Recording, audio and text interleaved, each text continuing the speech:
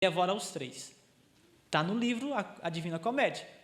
Era o pensamento católico para o inferno. Lembra daquela expressão? Até tu, Brutus, que trai o César? Brutus seria o segundo maior traidor depois de Judas. Até tu, Brutus, está lá no inferno sendo comido. Qual que é a ideia do catolicismo a falar isso aqui, irmãos? Você sabe que tem um nível aqui para quem pregava diferente da igreja, que são chamados hereges. Os hereges, que é aqueles que não concordavam com a igreja, eles iam, se eu não me engano, para o 5º nível do inferno. E lá eles eram colocados em sepultura, que ele queimava o seu corpo, a carne voltava de novo. Queimava o corpo, a carne voltava de novo. E ele ficava assim. Aí quem ia querer se levantar contra a igreja católica? Ninguém, né?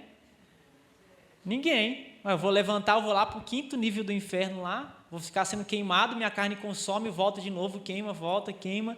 Ninguém vai se levantar. Então, mais ou menos era essa mentalidade da época, tá? Só que nós fomos trazendo ela. Vamos lá. O diabo e o inferno. Quem acredita que o diabo está no inferno, levanta a mão. Quem acredita que ele não está, levanta a mão. E quem não acredita nada? Porque tem gente que não levantou a mão, então não acredita nada. Beleza. A imagem que nós temos do inferno, ela vem da igreja católica. Não tem jeito, irmãos. Ela vem da igreja católica. Nesse texto, a Divina Comédia e o Paraíso Perdido, de Milton. Inferno, Hades, Sheol, Gehenna, Gehinnom, nunca diz respeito a demônio ou a Satanás na Bíblia. Eu vou até fazer assim, ó. Nunca. Nunca. Você pode, qualquer texto que você vê que está falando inferno, nunca é em relação ao diabo, Satanás, demônio. Não é. É sempre a morada dos mortos, sepultura ou buraco. O nome disso na teologia é chamado de estado intermediário. O que é estado intermediário? É o momento entre a morte do corpo e ressurreição. Para onde vai a sua alma nesse momento? Chamado de estado intermediário. O diabo nunca é visto no inferno na Bíblia. Diferente, ele está sempre nas regiões celestiais, como em Efésios 6:10. Nossa luta não é nem contra a carne nem contra o sangue, mas contra principados, potestades, etc. Que estão aonde? No inferno? Nos lugares celestiais. Eu vou comentar isso mais à frente. Sai das fotos aí e abre uma apresentação de slide que tem aí. Eu separei 5 comentaristas, 2 americanos, 2 americanos, 1 alemão e 1 brasileiro. Uma apresentação de slide. Fecha aí. Fecha. Vai embaixo, lá para baixo, desce tudo. Aí, ó, apresentação 1.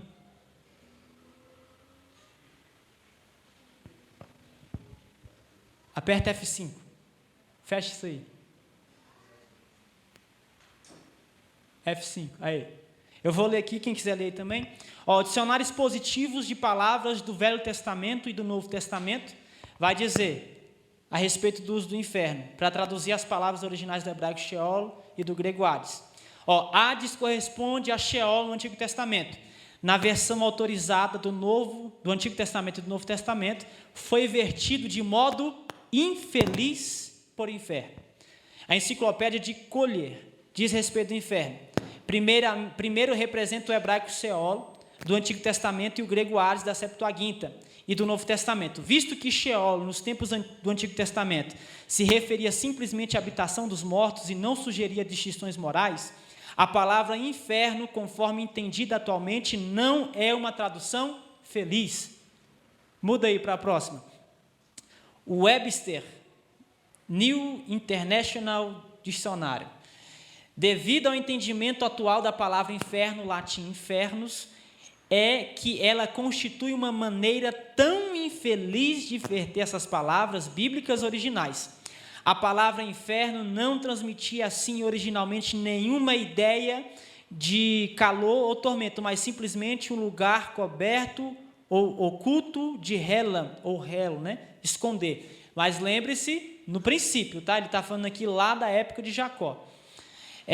A última aqui, a enciclopédia americana diz: Muita confusão e muitos maus entendidos foram causados pelo fato de os primitivos tradutores da Bíblia terem traduzido persistentemente o hebraico Sheol e o grego Hades e Guiena pela palavra inferno. A simples transliteração dessas palavras por parte dos tradutores das edições e revistas da Bíblia, não bastou para eliminar apreciavelmente essa confusão e equívoco. Volta lá para as imagens lá. Então, por que fica errado? Inferno, na Bíblia, não é menção a demônio, é menção a estado intermediário. Eu vou falar daqui a pouco sobre esse estado intermediário. Mas vamos abordar alguns erros acerca do inferno dentro da igreja hoje. Quem tem a chave do inferno? Quem tinha, né? Quem é que tinha a chave do inferno dentro da igreja hoje? Quem é que você escuta nas pregações? O diabo, né? Como é feito os corinhos de fogo? Que o diabo hoje não tem nem a chave da casa dele, né? Que Jesus foi lá, né? O inferno estava em festa. Por que o inferno estava em festa? Matou Jesus, né? O inferno matou Jesus. O diabo fez um plano para destruir Jesus na cruz, né? Nem faz nexo, nem tem lógica, né? O inferno está feliz porque fez um plano para matar Jesus na cruz. Sendo que quem foi que projetou sacrificar Jesus na cruz? Deus. Se o plano era de Deus, por que o inferno fazia festa? O inferno não fez festa quando Jesus morreu. Ele sempre impediu Jesus de chegar na cruz. Aí Jesus vai lá e pega a chave do diabo, né? Da morte e do inferno. O que é chave na Bíblia? É chave de abrir? Não, está literalmente aqui, é poder sobre, autoridade sobre, não é isso? Porque Jesus deu a Pedro a chave do reino dos céus. Por isso que tem a ideia católica de que Pedro é o porteiro dos céus, né? Você chega lá quando morre, está lá São Pedro, ô São Pedro, tudo bom? Aí São Pedro vai lá, né, destranca, abre. Mas não é essa a ideia é de autoridade. Pedro tem uma autoridade do céu, divina. E Jesus, quando fala de chave do inferno, não é que é uma chave literal, é autoridade sobre. E aí, quem tem a chave do inferno, Deus ou o diabo? O diabo já teve essa chave? De acordo com os nossos pregadores pentecostais do manto, né? E quer ver a igreja explodir é você falar besteira, irmão, sabia? Você fala umas besteiras e a igreja vai lá em cima, nas alturas, e volta. Você chegar falando que Jesus chegou, pegou a chave da mão do diabo, agora o diabo não tem mais a chave da casa dele, está perdido, né? A igreja, eu sei que é. Mas vamos lá, o porquê? Primeiro, gramaticalmente, esse texto que aparece em Apocalipse 1,18, tenho a chave da morte e do inferno, aparece no grego o presente ativo, erró, né, que é tenho. Sabe o que significa? Eu tenho, eu possuo, como se eu sempre possuí. É o presente ativo. Não que Jesus tenha a partir de agora, mas quando ele fala eu tenho, dá a ideia no grego de que ele sempre teve.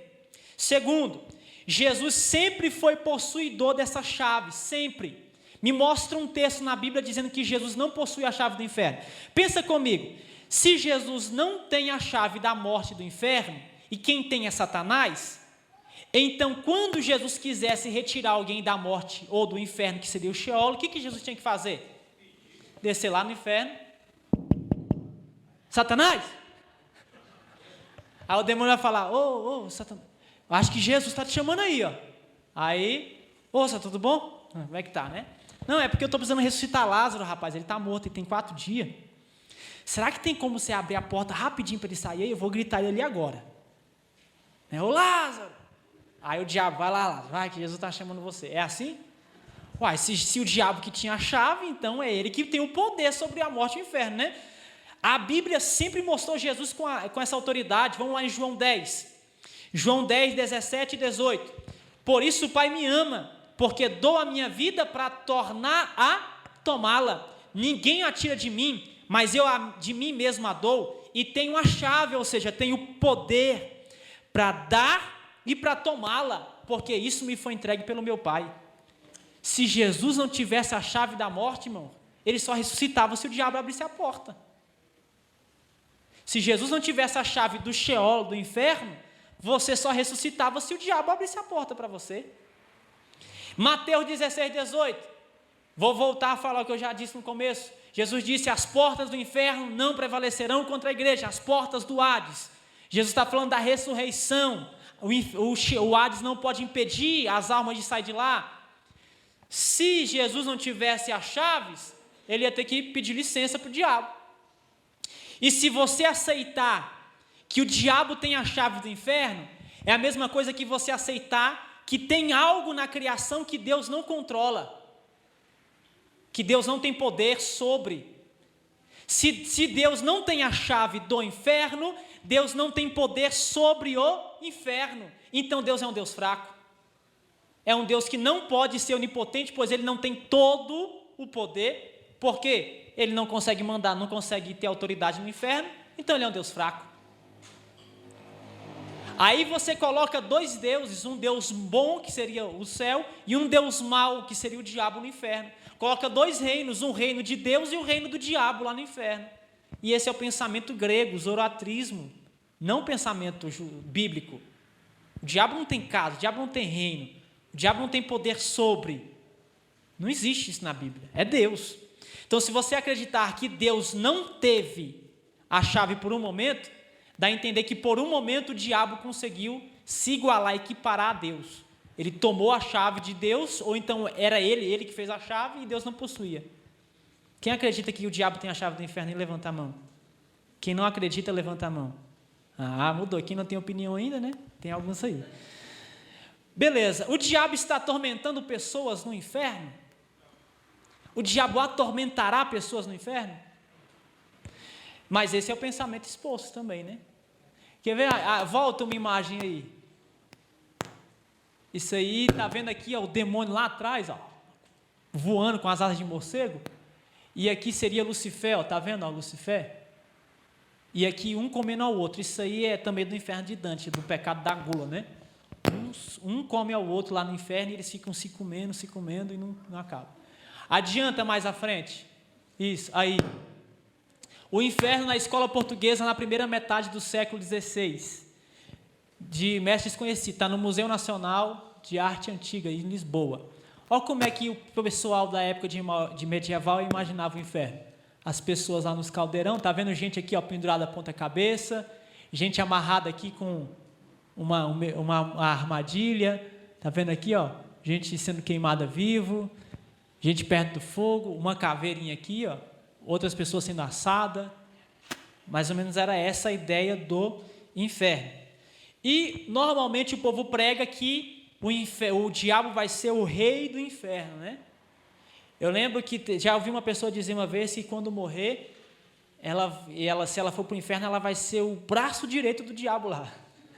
Vai ajudar o diabo em tudo. Oh, pega o Maurício lá para mim. Opa, agora, Satanás. Vamos lá, Maurício. O diabo está te chamando.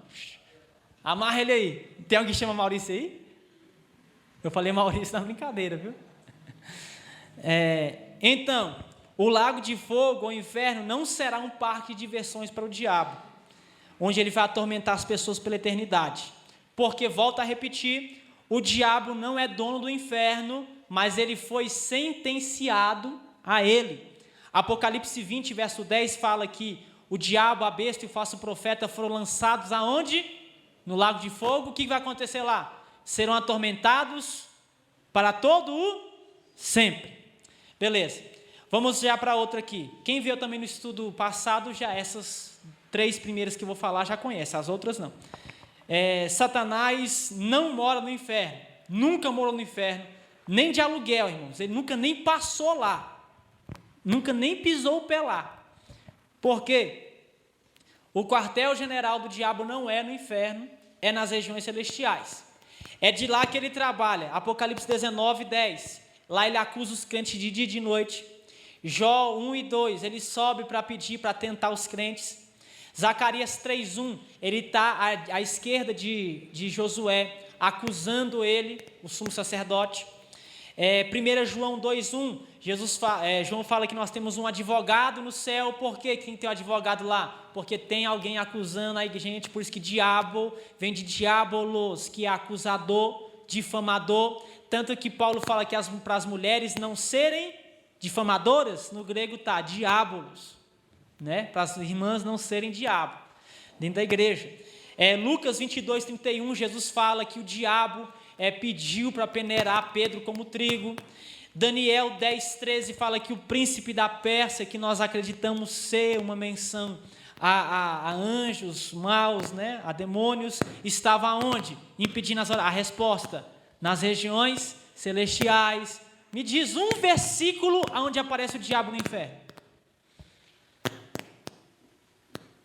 Em Efésios 2:2, ele é chamado de príncipe das potestades do ar, não do inferno.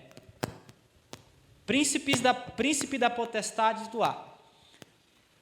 Em Efésios 6:12, Paulo fala que a nossa luta não é contra a carne nem o sangue, mas sim contra principados e potestades nos lugares celestiais. A palavra é euforâneos, que significa aquele que pertence ou aquele que está no céu. Aquele que pertence ou está no céu. Nós não vemos na Bíblia nenhuma menção de Deus colocando... Esperar ele trazer o microfone aqui. Som.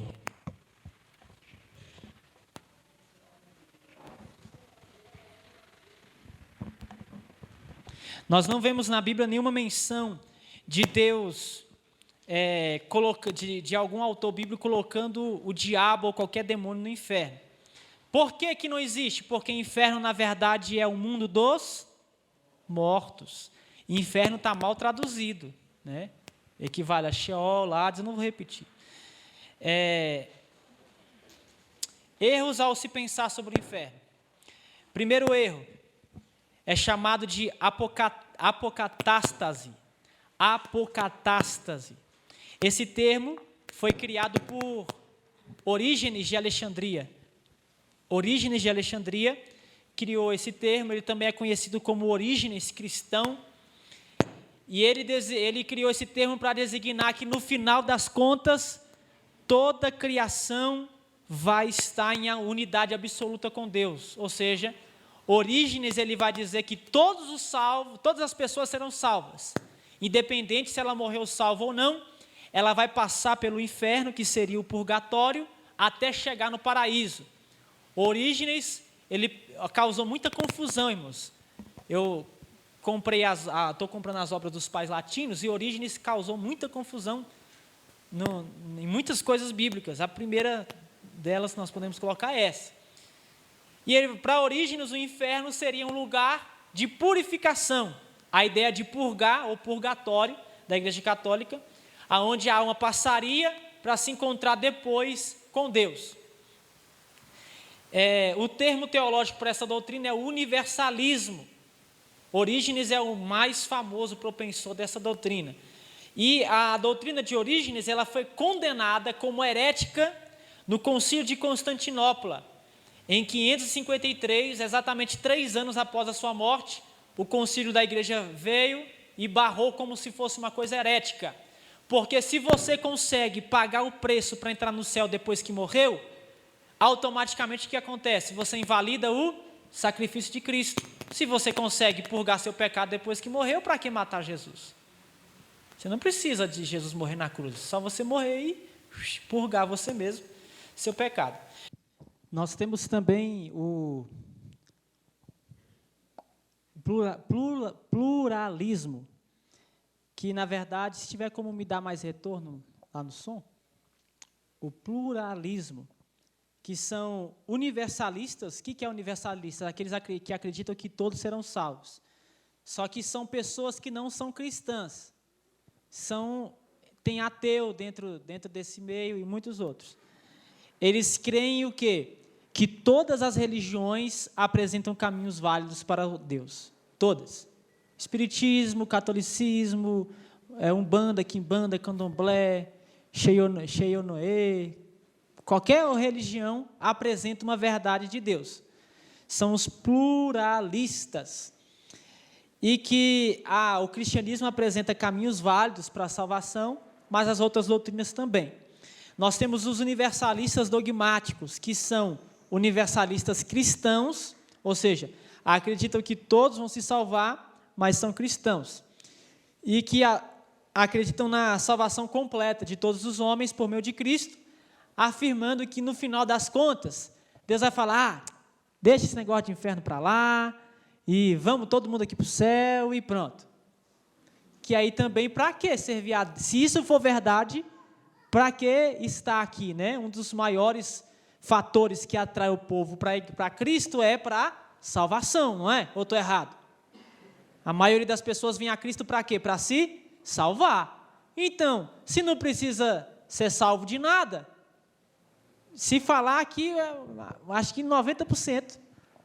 Não, irmão, já que eu já estou salvo mesmo, não vou nada. Vou embora daqui agora. São pensamentos errados.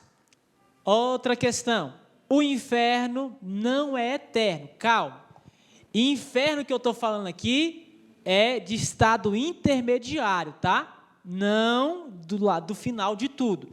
O que eu estou falando que o inferno não é eterno são das pessoas que estão lá agora, no Hades ou no Sheol, como você quiser entender. Porque inferno foi uma palavra, como eu já mostrei aqui, que foi mal traduzida.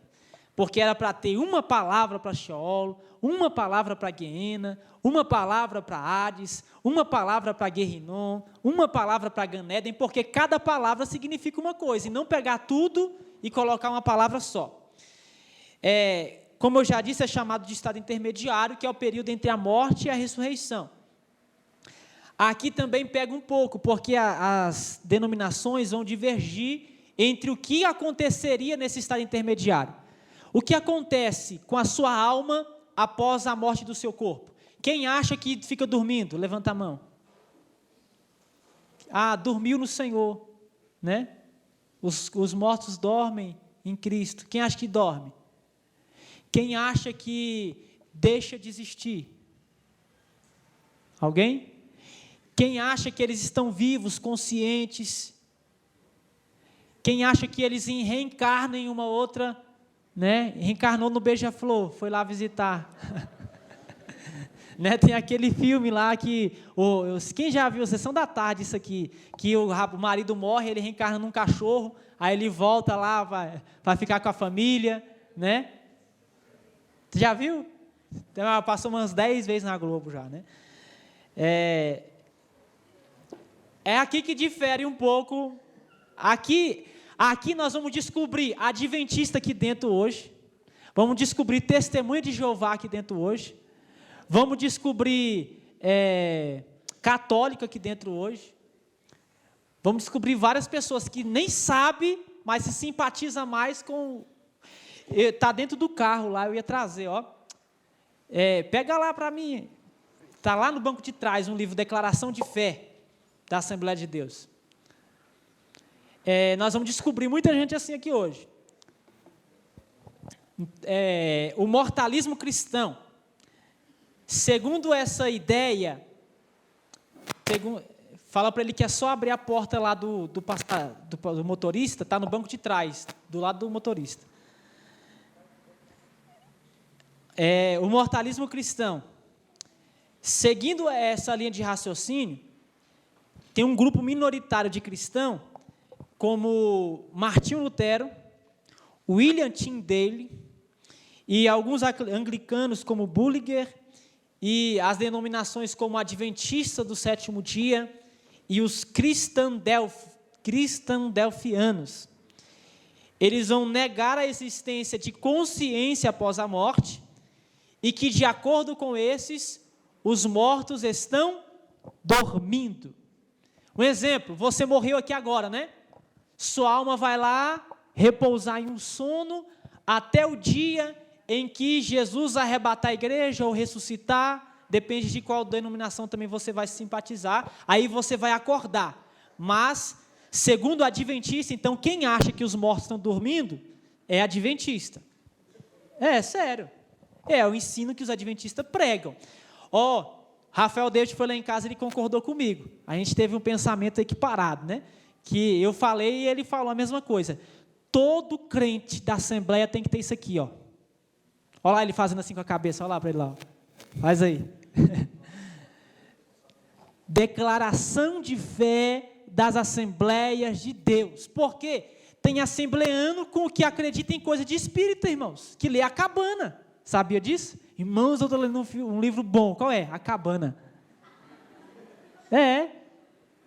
Tem irmãos aqui que acreditam no... Não, sabia que não pode falar o nome de Deus, tem que falar só Jeová? Testemunho de Jeová.